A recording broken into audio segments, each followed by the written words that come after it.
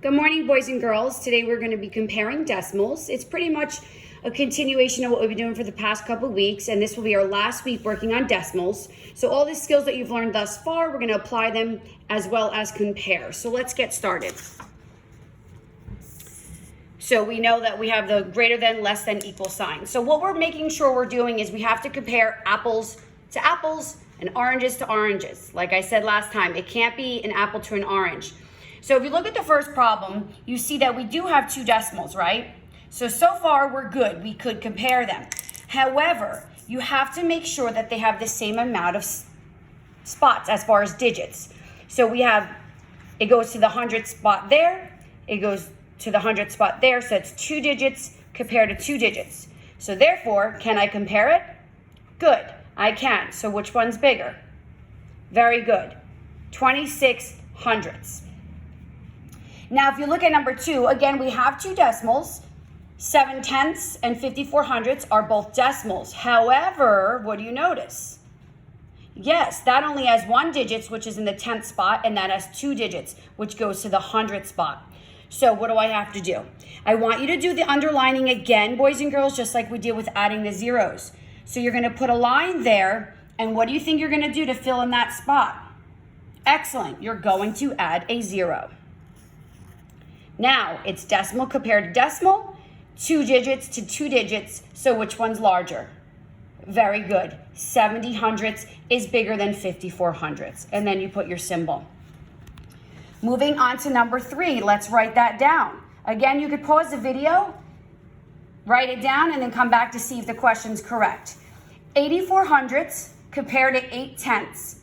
Both decimals, so you compare them. However, again, what do you notice? 2 digits and only 1 digit. So we're going to make our 2 spots.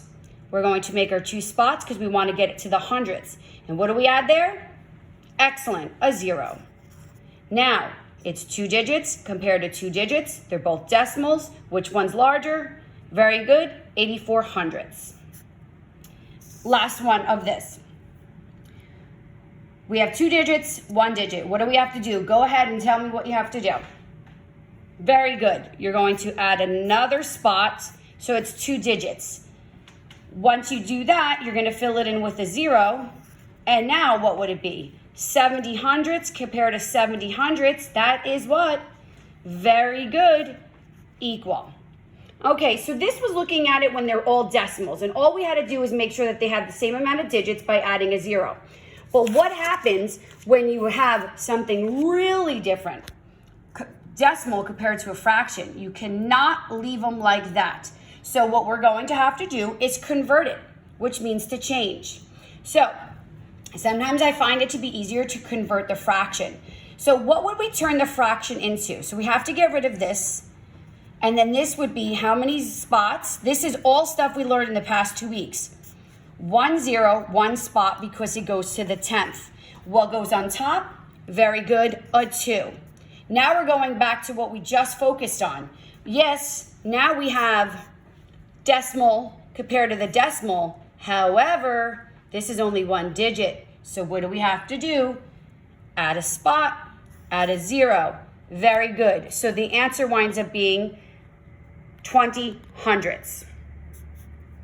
Again, your goal is to get them to be decimals. Your goal is to get them to be the same amount of digits. You can always convert to a fraction as well. So let's do that for the next one. How many spots do you see here? 2 spots. So that means our denominator will either be a 10 or 100. So what would you think it would be?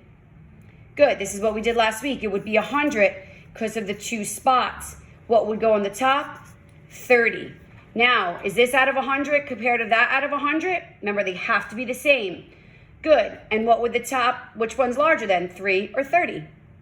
Excellent, 30 is larger. Moving down to the last 2.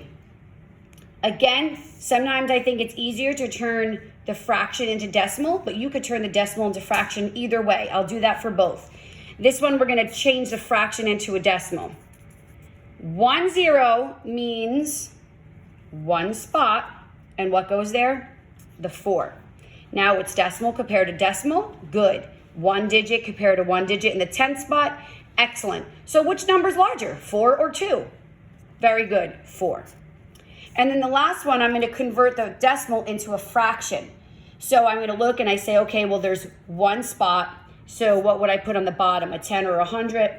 Good, it would be at a tenths, because that's the 10th spot, putting the 8 on top. Now I have 8 tenths compared to 8 tenths. So ask yourself, are they both fractions?